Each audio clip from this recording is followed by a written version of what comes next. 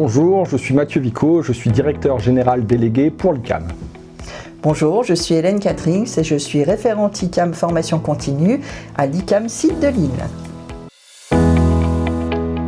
Donc l'ingénieur ICAM est un ingénieur généraliste de type arts et métiers. C'est un ingénieur qui est compétent techniquement, mais principalement il a le souci de l'humain et il place l'humain au cœur de toutes ses décisions.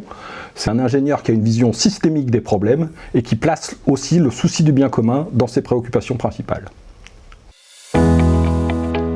C'est une formation qui s'adresse à des techniciens supérieurs, qui sont titulaires d'un bac+2 et ayant au minimum 3 ans d'expérience professionnelle. Mais c'est une formation qui s'adresse également à des reconversions professionnelles, les demandeurs d'emploi, les travailleurs indépendants. Il ne faut vraiment pas hésiter à nous contacter parce que toutes les candidatures sont étudiées. La formation se déroule sur 2 ou 3 ans, un cycle individualisé de 2 ans qui est personnalisé en fonction des connaissances et des compétences qu'a le candidat en arrivant en formation. C'est un cycle qui s'adapte aux conditions professionnelles et familiales du candidat. Et un cycle commun de formation où là il y a 4 mois et demi de total présentiel à l'ICAM suivi de 4 mois et demi de période en entreprise. Ça permet en fait de pouvoir suivre une formation qui est entièrement adaptée au rythme personnel et au rythme professionnel des apprenants. En tant qu'ingénieur généraliste, on étudie l'ensemble des sciences de l'ingénieur, c'est-à-dire le génie mécanique, le génie électrique, dans lequel on associe l'informatique, le génie industriel, l'ensemble des sciences de l'ingénieur. Et la particularité à l'ICAM, c'est que 20% des enseignements concernent les sciences humaines et la formation humaine qui est très importante pour nos étudiants.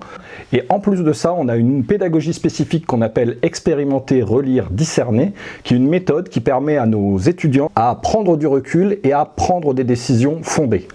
Ça, c'est les fondements de l'ICAM. Et puis enfin, on met en application l'ensemble de nos connaissances dans un semestre en entreprise de mise en application ou, pour certains, dans une période à l'école où on est en contrat avec un industriel. Les débouchés pour un ingénieur formation continue sont très diversifiés. En fait, on peut parler des secteurs d'activité. Donc là, tous les secteurs d'activité, du bâtiment à l'énergie, de l'automobile à l'aéronautique, l'ensemble des secteurs d'activité sont accessibles à un ingénieur ICAM.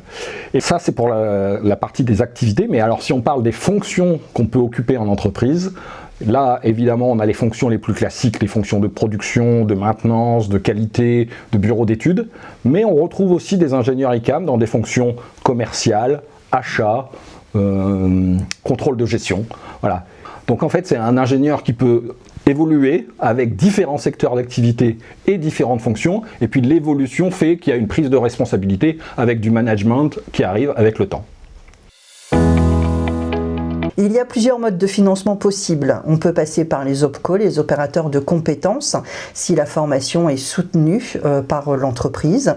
On peut également mobiliser son CPF, son compte personnel de formation, pour financer une partie. Il y a la possibilité de monter un dossier de transition professionnelle qui permet de financer une partie des frais pédagogiques et qui prend en charge les salaires. Et également, on peut faire la formation en alternance via le contrat de professionnalisation. Évidemment, il y a une partie de financement personnel qui peut compléter l'ensemble de ces modalités de financement. Mais un même projet de formation peut également combiner les différents modes de financement. Le recrutement est une phase essentielle en fait du démarrage de la formation. On accompagne les candidats tout au long du recrutement. Il y a différents entretiens afin d'affiner le projet des candidats. Il y a un module préparatoire qui est mis en place, qui est un module d'aide à la remise à niveau dans les matières importantes, scientifiques et techniques. Et à la suite de quoi, il y a des tests de positionnement qui nous permettent de cartographier en fait les compétences déjà acquises par le candidat et qui permettent également un allègement de formation suivant les compétences mises en évidence par ces tests. Et à la suite de quoi, pour terminer, comme tout candidat à l'ICAM, il y a 2 entretiens de motivation où le candidat devra expliquer son projet et quand tout est fait, tout est validé, il passe en commission d'admission à la fin en septembre. Venez nous rencontrer pour discuter de votre projet.